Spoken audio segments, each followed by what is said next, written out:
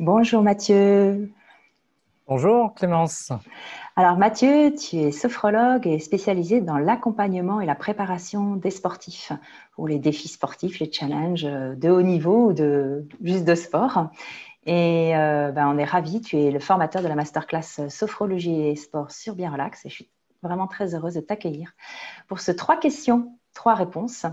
Et je vais te proposer de commencer tout de suite par la question 1. Ça te va? On peut commencer? Allez, on peut démarrer. Oui, Clémence, merci. Alors, la première question, c'est comment aider un sportif qui manque de motivation, particulièrement cette année? Alors, la motivation, effectivement, en plus, particulièrement cette année, c'est une bonne question qui est posée. Déjà, c'est une question assez générale qu'on peut se poser chaque année, mais cette année particulièrement, c'est vrai. Comment travailler cette motivation, particulièrement cette année? Alors, je dirais déjà qu'il faut pouvoir amener chaque sportif qui est en train de commencer à revivre certaines émotions sportives avec les compétitions qui vont reprendre peu à peu. Il faut les accompagner à finalement revivre ce qu'ils ont déjà vécu par le passé et leur permettre de retrouver aussi des bonnes sensations, des bonnes images, des bonnes réussites passées. Et puis, il faut les amener à aller identifier ce qui est vraiment important pour eux dans leur sport. Alors, s'ils ont perdu un petit peu le chemin de la compétition ces derniers mois, forcément, ils ont peut-être perdu un petit peu du sens dans leur pratique. Donc, il y a beaucoup de temps d'échange aussi qui est important pour retrouver un petit peu qu'est-ce qui nous intéresse dans ce sport-là. C'est ce qu'on appelle la motivation intrinsèque. Et donc ça, c'est essentiel. Et puis ramener régulièrement sur les réussites qui sont passées.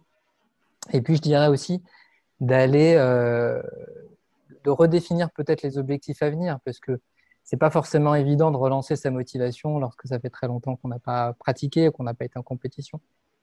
Donc, il faut aussi réajuster ses objectifs.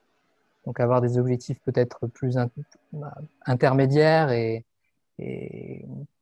voilà, ça, c'est très, très, très important. Alors, par la pratique de la sophro, forcément, la visualisation va énormément nous aider, à la fois pour nous projeter sur une compétition à venir ou alors nous projeter sur une compétition qui s'est déroulée il y a un an, il y a quelques mois ou plus. Et puis, il y a le travail aussi corporel qui va nous amener à bien sentir aussi corporellement les émotions vis-à-vis de notre sport et vis-à-vis de ce qui va arriver.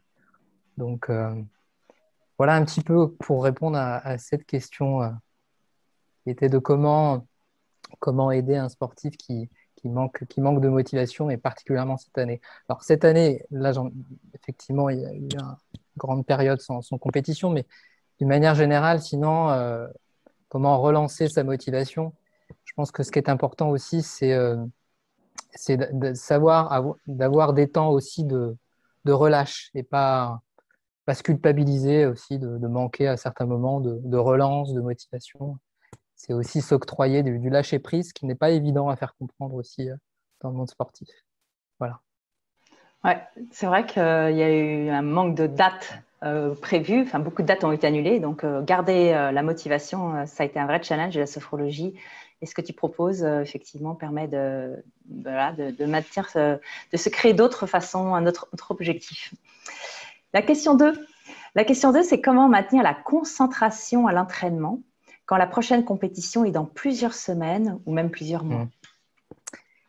Alors là, effectivement, c'est une problématique dont on me parle régulièrement.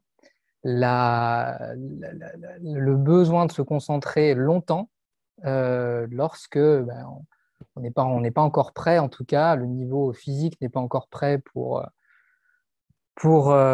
aller sur un match, sur une course, ou que le sport en lui-même propose des compétitions, ce qu'on appelle à tiroir.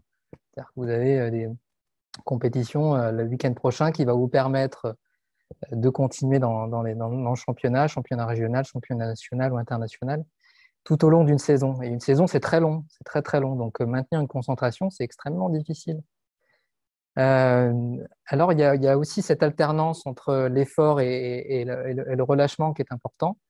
Là aussi, comme j'en parlais sur la motivation, s'autoriser à certains moments à pas être dedans et du coup de s'autoriser aussi à lâcher prise. L'alternance récupération-effort est très important pour maintenir une concentration tout au long de l'année.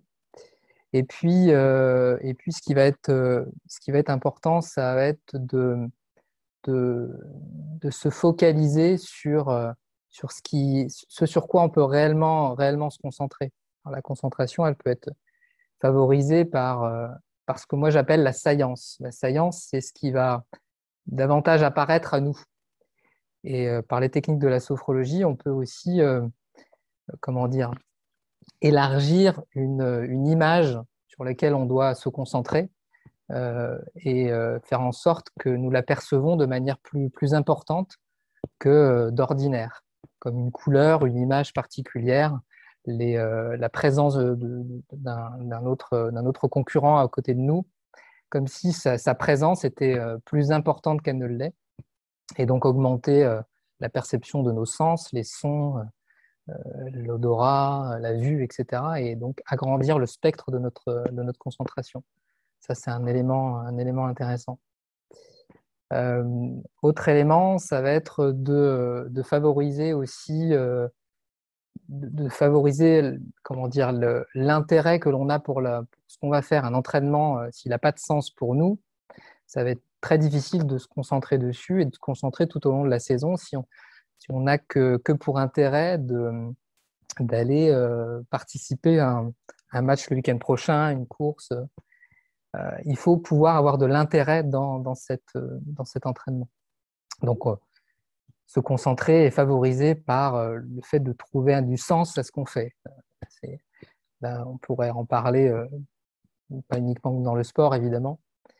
Mais donc là, ça demande du temps aussi pour savoir ce qui, dans l'entraînement, est intéressant et motivant pour le sportif, pour lui permettre de favoriser sa concentration.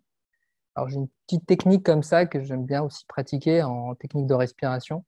C'est la respiration carrée où on va fixer un cadre respiratoire en inspirant on imagine un premier côté, on retient l'air sur un deuxième côté, on souffle sur un troisième et puis on retient sur le quatrième. Et puis au fur et à mesure qu'on fait cet exercice, on peut fixer une image à l'intérieur, l'image sur laquelle on veut se concentrer. Et du coup, on fixe, on cadre et on permet à ce qu'il n'y ait pas de perturbateurs qui viennent altérer notre concentration. Voilà, alors, il y a plein de techniques tout au long d'une saison pour relancer comme ça son état concentratif. Voilà ce que je peux dire pour cette question en tout cas. Merci Mathieu.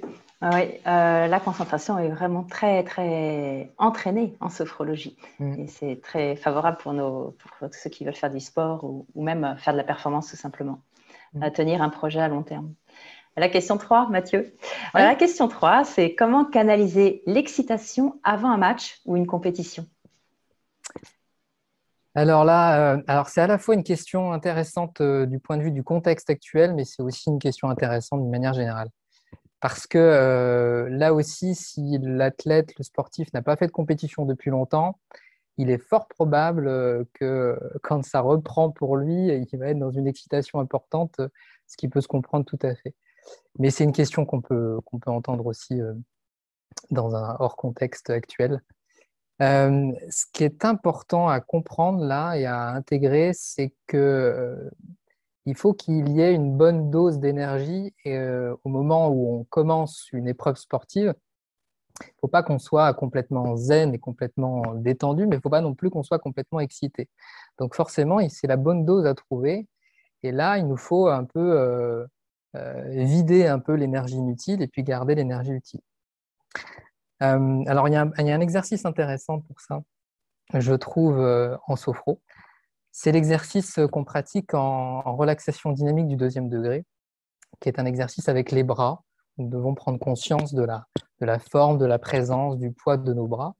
Et c'est une pratique que moi, j'ai revisité un petit peu en percevant qu'au bout de notre bras, en fait, on porte comme un seau. Alors, j'ai appelé ça le seau. Comme un seau qui est rempli de notre excitation, de notre émotion, et que en fait, on en vide une partie, mais seulement une partie. Donc, c'est à nous de trouver la bonne dose qui nous permet d'avoir assez d'énergie et de force physique, mentale, émotionnelle avant de démarrer, mais pas non plus être complètement à plat, sinon on va prendre comme un faux départ finalement. Donc ça, c'est important. Je pense que pour canaliser aussi, canaliser l'émotion, l'excitation avant de démarrer un match ou une course, le travail respiratoire est très important. Donc, travailler avec une respiration en rythme. Alors, il y a la respiration du carré éventuellement qui pourrait être intéressant, mais là, je pense plutôt avec une respiration en rythme qui reprendrait un souffle un peu plus long que notre inspire et qui nous permettrait de descendre un petit peu dans un peu plus de calme et de présence. Voilà, et puis bien sûr, tout le travail corporel, ramener son attention à soi et à l'instant présent. Je crois que ça, c'est essentiel. Donc, canaliser l'énergie, canaliser l'excitation, ça va être le cas pour beaucoup, là, ceux qui vont reprendre les compétitions. Alors, pour beaucoup de clubs, ça va reprendre qu'à partir du mois de septembre. Les sports de plein air vont peut-être reprendre un petit peu certaines compétitions sur le mois de juin, mais très rarement, à part peut-être le trail que je connais très bien, mais sur d'autres sports, par exemple le tennis, compétitions reprendront surtout au mois de septembre, mais voilà, à ce moment-là, il faudra gérer l'excitation, en effet. Oui, oui. Oui, comme nous dit Maud dans le chat, c'est le cas avec le retour des spectateurs lors des compétitions prochaines. Tout à fait. Là Ouais, aussi, ça nous rend fébriles et on va le retrouver. Merci Mathieu pour ces 3 questions, 3 réponses. C'est un plaisir. Et dans ta masterclass, effectivement, tu vas donner plein d'autres techniques. La semaine prochaine, on a rendez-vous pour 3 questions, 3 réponses avec Laurence Lenry qui accompagne les enfants qui souffrent d'hyperstress, d'anxiété et de tics. Donc, ça va être aussi des 3 questions, 3 réponses pertinentes que vous pouvez poser sur la page masterclass de sophrologie. Et merci pour vos questions. Merci d'avoir été présents, tous et toutes. Merci Mathieu, vraiment. Et puis, la semaine prochaine. Merci Clémence. Au revoir. Au revoir. Merci.